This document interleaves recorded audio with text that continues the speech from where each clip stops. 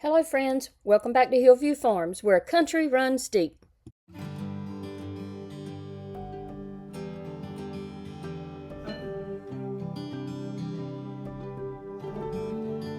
We are in the last few weeks of summer here on the farm, a time when life flourishes with abundant sunlight, when Mother Nature truly excels and requires our constant taming. Our spring chicks have grown and are now laying, our baby goats are now weaned. The days are getting shorter and the nights are cooler as we prepare for the slower paced days of fall.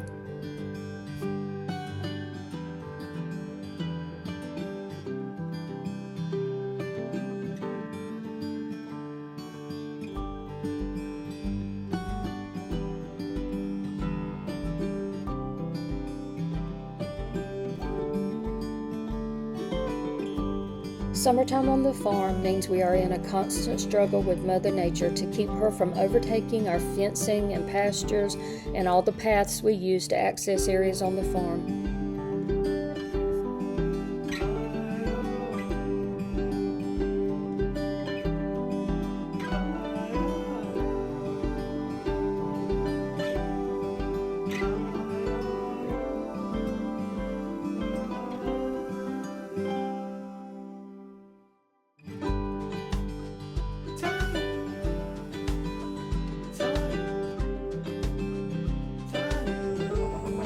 It means that all the wildlife is flourishing, including the spiders that use our barns for building webs and the wasp nests that are in all the wrong places. But it also means birds using our barns to build nests and raise their babies because they feel safe here. So we take the good with the bad because all of it is beautiful in its own way.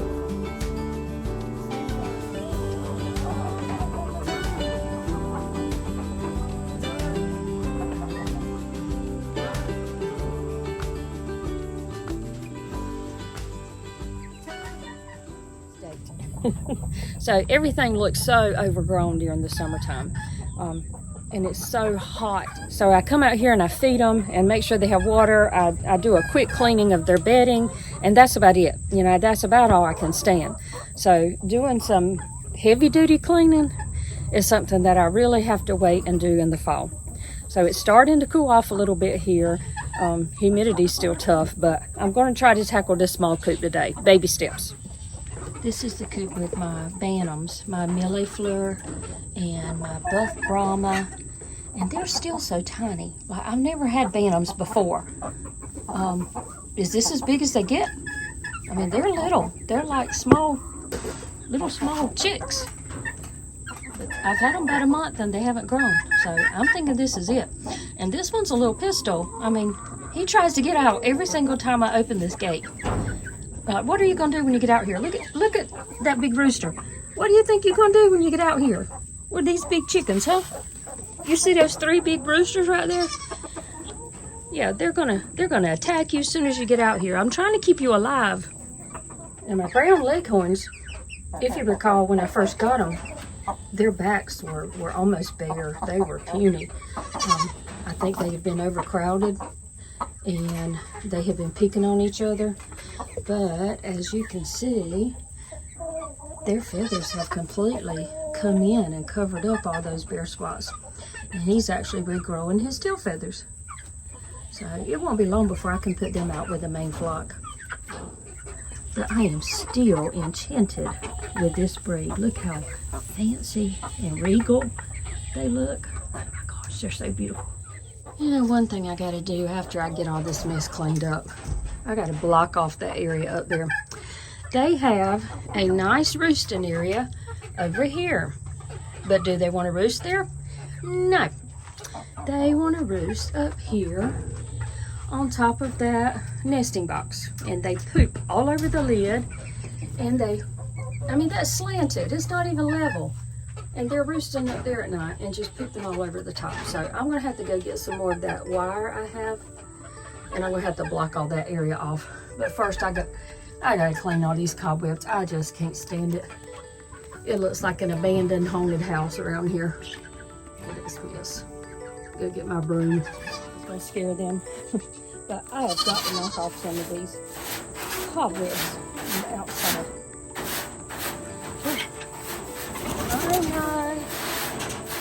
my cute little chicken sign that my niece made for me about 5 years ago now. It's held up very well. It's covered in cobwebs.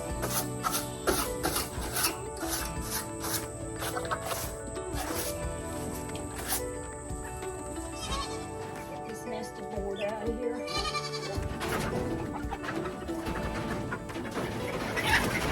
Sorry, good gravy. Gross. Did I uncover some good stuff here?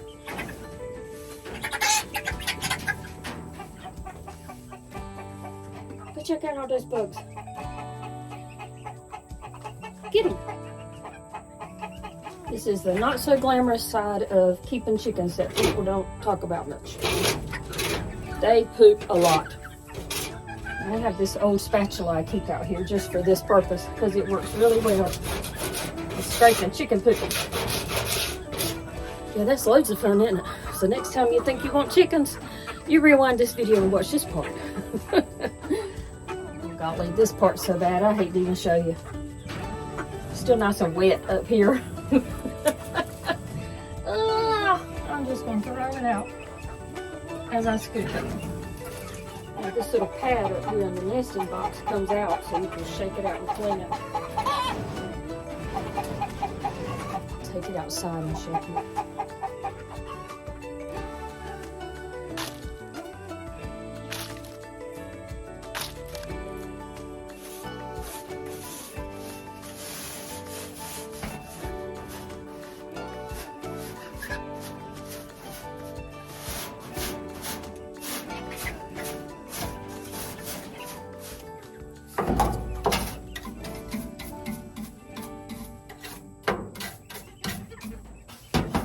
I do have some soapy water with bleach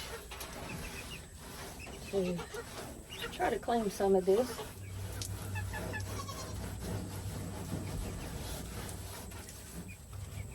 After this soaks in that water for a while, it's gross, but you can scrape it off.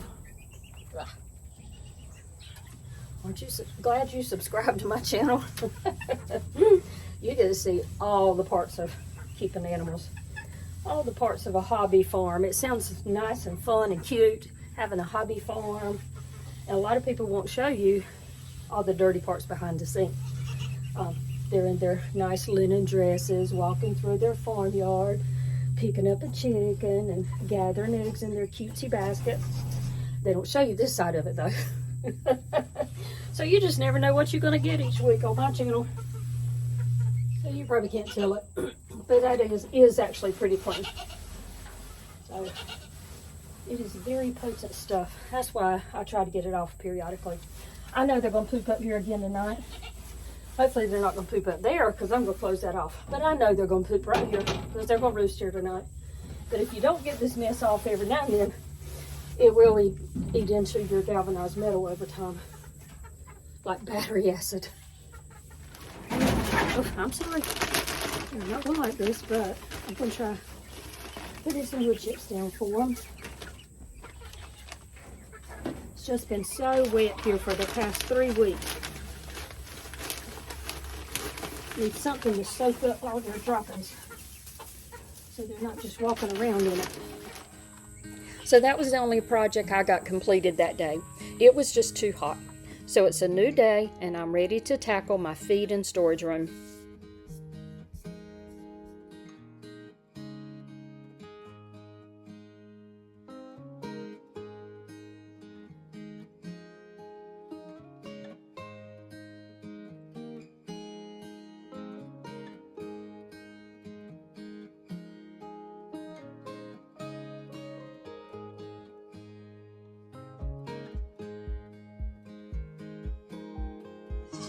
Okay, we're getting there. The floor a little more organized. Now we got to tackle that and that. Honestly, these shelves have gotten so out of hand that I don't even know where to start. I mean, the reason I saved everything is because deep inside I think, I'm probably going to need this again someday. But I do see how I need to organize it. I mean, I have my medical stuff all mixed in with wasp spray, you know? So it makes it really hard to find something when I really need it.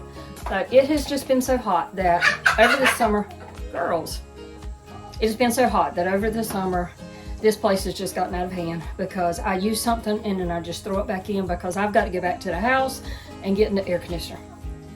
So this little plastic tub is where I keep most of my medical supplies, like my Safeguard and ivermectin for my donkeys and goats, syringes, ointment for fly bites, bug spray to keep flies off of them in the first place. Just lots of random things that you're going to need throughout the year, especially over the summer, because just like mosquitoes and flies like to eat us alive, they like to eat my animals alive too. I also got my needles and syringes because you never know when somebody's going to need a shot of antibiotics. I haven't even used this yet. I just bought that a few months ago because I think it'll come in handy for scrubbing scaly leg mites on my chickens, and I do have a few that have that and need to be treated. But you also take a brush and Dawn dish detergent and you scrub really well in those scales because you want to get those mites out from under all those scales. And I bring all my old towels out here because you never know when you're going to have to help a mama goat have a baby, and you always need towels.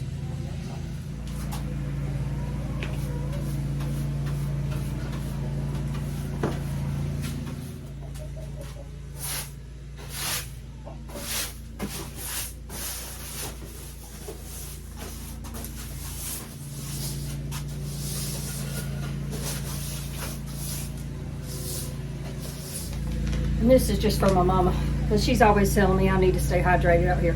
So see, I am drinking water.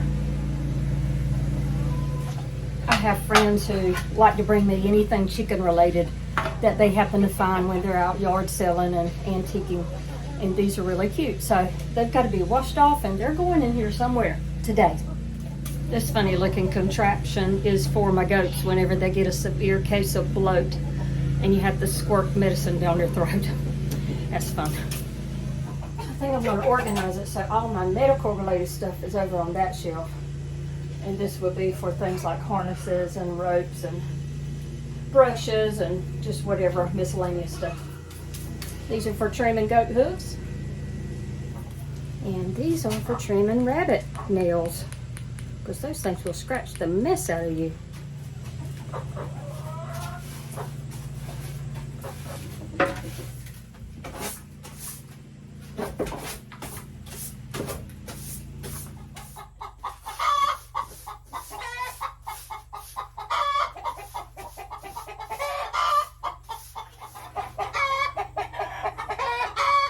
They're terrified of this broom. What is wrong with y'all?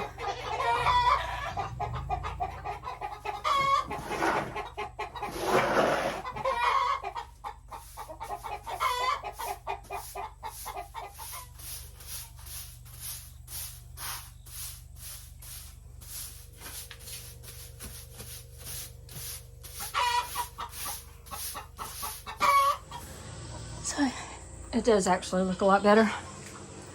Oh, that is much more organized. Got all my medical supplies over here.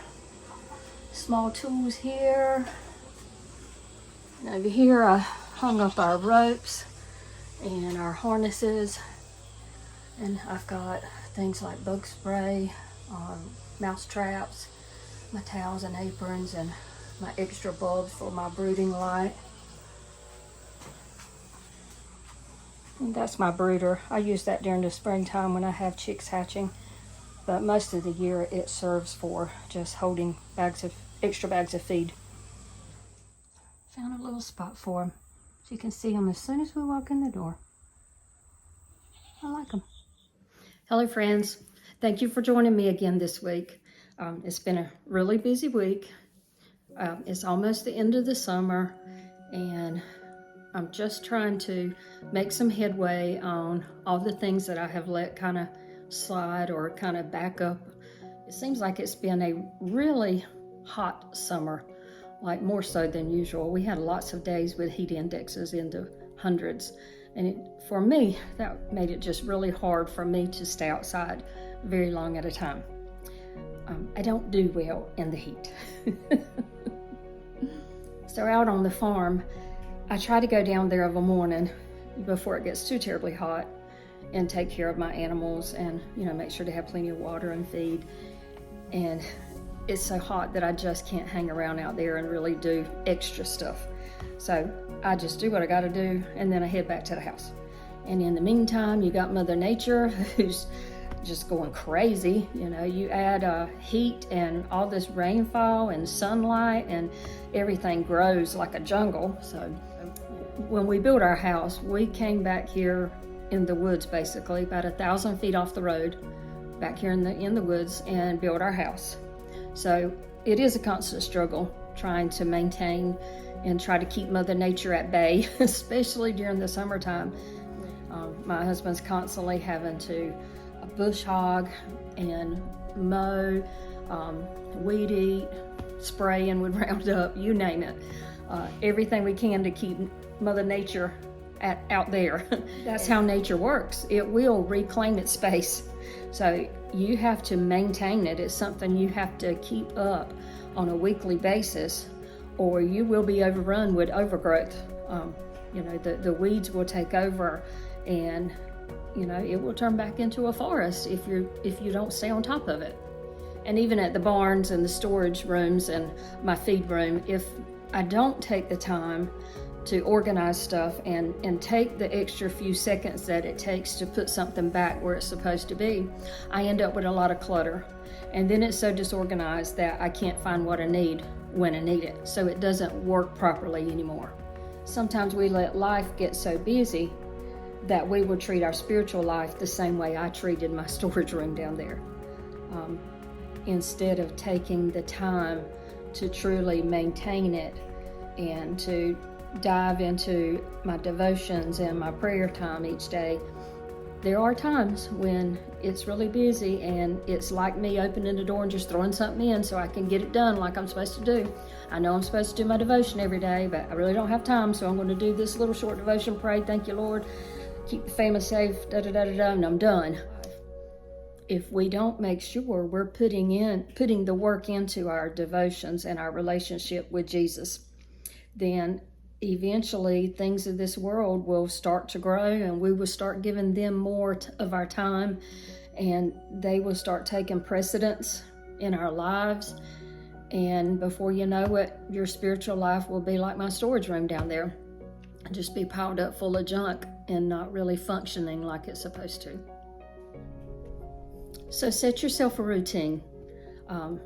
When I was working, I would get up of a morning, and the first thing I did was came to my recliner and I sat down and did my morning devotion and had my prayer time, and then I would go get dressed for work. I'm retired now, so that's changed just a little bit. And I'll admit that there are times when I come in and I sit in my recliner, and next thing I know, I'm doing other things. I'm scrolling through Facebook or, checking messages, and I may completely forget to do my devotion. I jump up and get started in my daily chores and my routines, things I've got planned, and I completely forgot my devotion. And I admit I've done that. It happens. And then I have to come back later in the afternoon and I throw something, I'll just find some little daily devotion and just to say I did it, basically. And I don't like it when that happens, because if you do that too often, you're going to start seeing the effects in your spiritual life. So find a place in your house where you can sit and do your morning devotion, and find a devotion or a Bible reading study or study guide that you enjoy, that you can get a lot out of. I'm currently in that phase where I'm looking for something again. And right now I'm not really happy with what I'm doing. I need to find something better that will keep me more involved and more willing to sit down and spend the time and be interested in what I'm actually reading and studying. Something that can help open up scriptures, and rather than just opening the Bible and reading it, which everyone needs to do that. But that may not be all I need right now as far as my devotion. So I'm looking for something else. So if any of you are using some other Bible study app, or if you're using some book or anything that goes along with your devotions, drop it in the messages. I'd be interested to see what you guys are using. So this week, I just want to leave you with that thought that your walk with God requires maintenance. It requires you to put in the work every day. Otherwise, it will fall to the wayside and other things will take over. And before you know it, you have almost pushed God out of your time. You haven't allowed enough time for Him in your life, and your walk with God will be affected by that. Thank you guys for watching. I'll see you next week right here on Country Runs Deep at Hillview Farms.